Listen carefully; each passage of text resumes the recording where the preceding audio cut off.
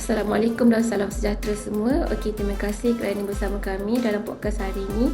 Saya Fifi dan hari ini saya ditemani oleh rakan-rakan kumpulan saya iaitu Rahimi, Yana, Damia, Nadia, Farah, Nabila, Lesti, Anati dan juga Misha. Okey, untuk episod kali ini kita akan berbincang tentang satu isu yang kita selalu dengar, selalu hangat diperkatakan lah, iaitu kesihatan mental dalam kalangan belia. Kita juga selalu mendengar tentang tekanan akademik, masalah kewangan, pengaruh media sosial dan pelbagai cabaran lainlah yang boleh memberi kesan kepada kesejahteraan mental golongan muda. Okey, yang menariknya topik ni, perbincangan kita hari ni bukan je nak tengoklah isu ni dari sudut berpandang moden, tapi juga melalui perspektif falsafah kenegaraan dan falsafah pendidikan kebangsaan. Okey, saya percaya ramai yang pernah dengar berkenaan falsafah ni. Okey, kita juga akan berkongsi macam mana nilai pendidikan dan pembangunan insan yang seimbang dapat membantu dalam menangani cabaran kesihatan mental secara menyeluruh. Okey, jadi jom kita mulakan perbincangan ni dan lihat bagaimana pendekatan yang berbeza boleh saling melengkapi dalam usaha mewujudkan masyarakat yang lebih sihat dan sejahtera. Okey Lesti, apa yang awak faham mengenai kesihatan mental ni? Kesihatan mental adalah satu keadaan di mana kesejahteraan dari segi emosi, psikologi dan sosial seseorang individu yang mempengaruhi cara manusia berfikir, rasa atau bertindak melakukan sesuatu. Menurut Pertubuhan Kesihatan Sedunia, kesihatan mental ditakrifkan sebagai keadaan kesejahteraan fizikal, mental dan sosial secara holistik dan bukan sahaja merujuk kepada ketiadaan penyakit atau hilang upaya. Justru itu, pendekatan falsafah kenegaraan dan falsafah pendidikan kebangsaan (FPK) dapat digunakan bagi mengatasi masalah mental dalam kalangan belia ini. Okey, terima kasih Lesti. Okey, Farah pula. Apa pula yang awak faham pasal kesejahteraan mental ni?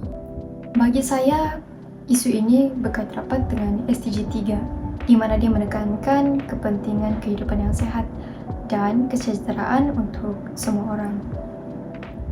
Kesihatan mental sama pentingnya dengan kesihatan fizikal, kerana dua-dua ini pun akan mempengaruhi kesejahteraan seseorang tu.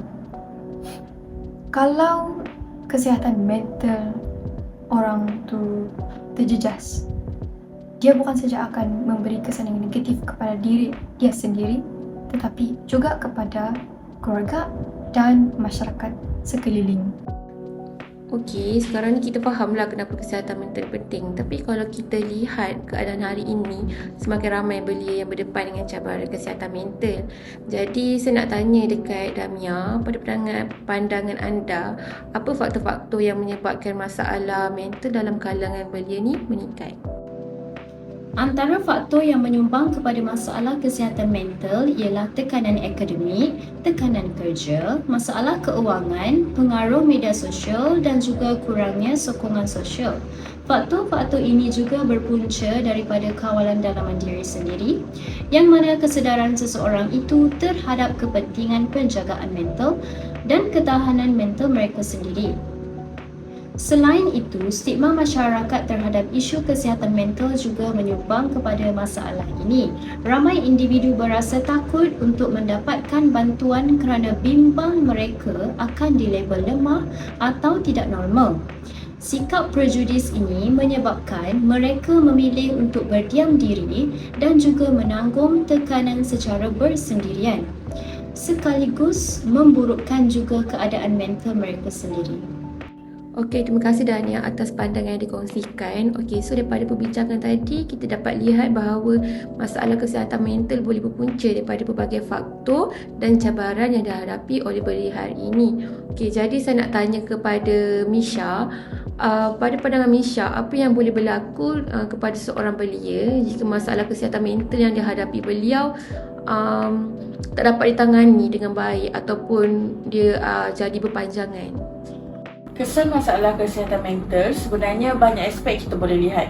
Antaranya melalui penurunan prestasi akademik, masalah hubungan sosial, prestasi kerja menurun, kehilangan motivasi, dan dalam kes yang lebih serius, ia boleh membawa kepada tingkah laku yang membahayakan diri mereka sendiri.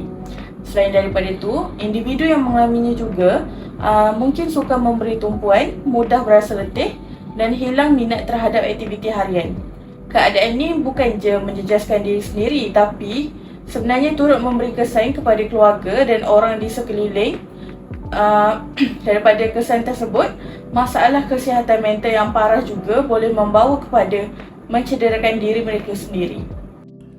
Betul tu, sangat merisaukan ya. Masalah kesihatan mental ni, kita dapat lihat kesan masalah kesihatan mental boleh menyebabkan perkara yang di luar jangkaan berlaku.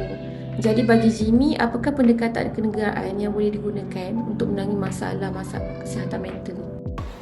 Bagi pendapat saya, pendekatan hukum negara yang boleh diterapkan kepada masyarakat belia yang pertama adalah prinsip kepercayaan kepada Tuhan. Prinsip ini dapat membina ketahanan emosi belia dan memahami konsep ketuhanan dengan baik. Kedua adalah prinsip kesopanan dan kesusilaan yang mana dapat membina masyarakat yang berempati dan mengelakkan stigma masyarakat bagi memastikan kesejahteraan psikologi belia dan masyarakat. Selain daripada konsep rukun negara yang Jimmy kongsikan tu, apa lagi yang Anati boleh bagikan contoh? Betul, host. Sebagai contoh, pendekatan perubatan moden biasanya digunakan bagi memberi tumpuan kepada diagnose counselling dan penggunaan ubat-ubatan juga bagi membantu individu menguruskan simptom yang mereka alami. So, selain itu, sesetengah pesakit yang mengalami kesihatan mental ini ia terlalu bergantung pada ubat-ubatan sebagai jalan pintas untuk mereka merasakan tenang.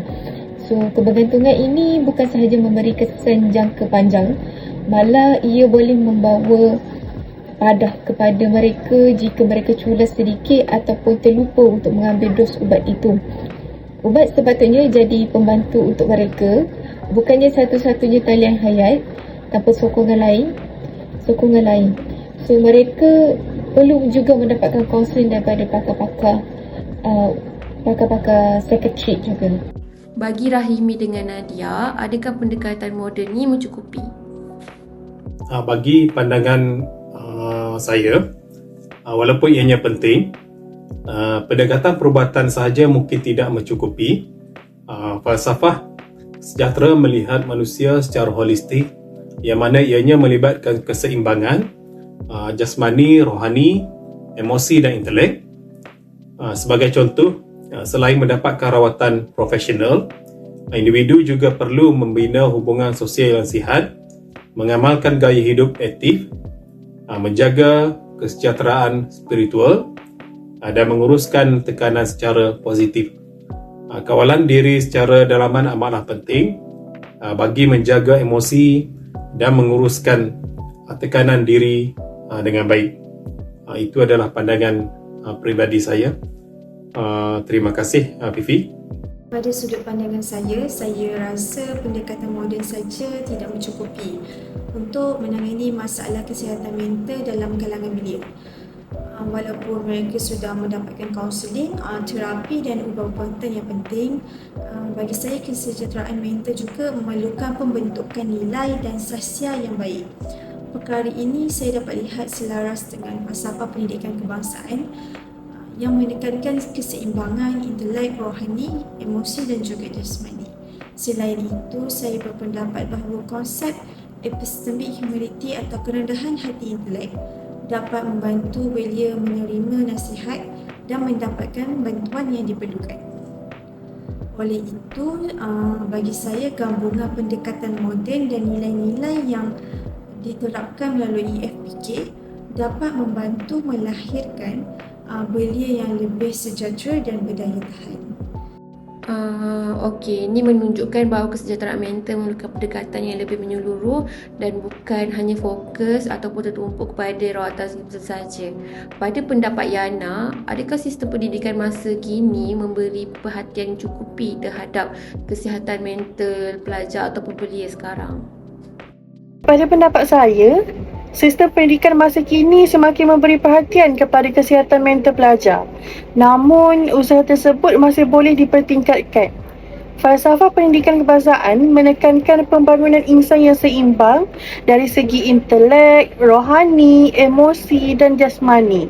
Oleh itu, kesihatan mental tidak seharusnya dipandang sebagai isu sampingan tetapi sebagai aspek penting dalam proses pendidikan.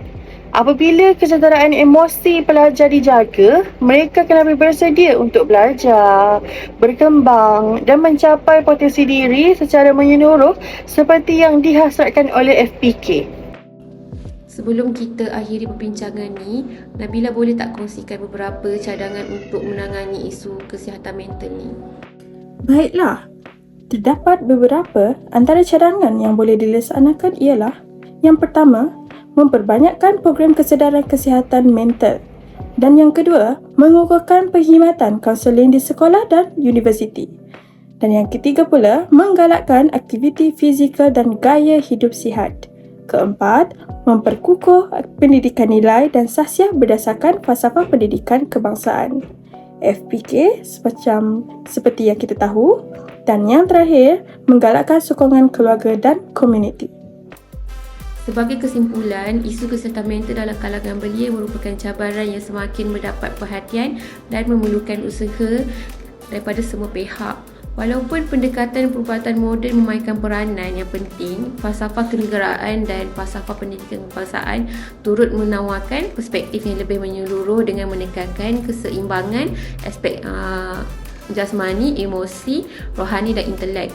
Pendekatan ini penting untuk melahirkan individu yang bukan sahaja cemerlang dari segi akademik tetapi juga sejahtera dari segi mental dan emosi.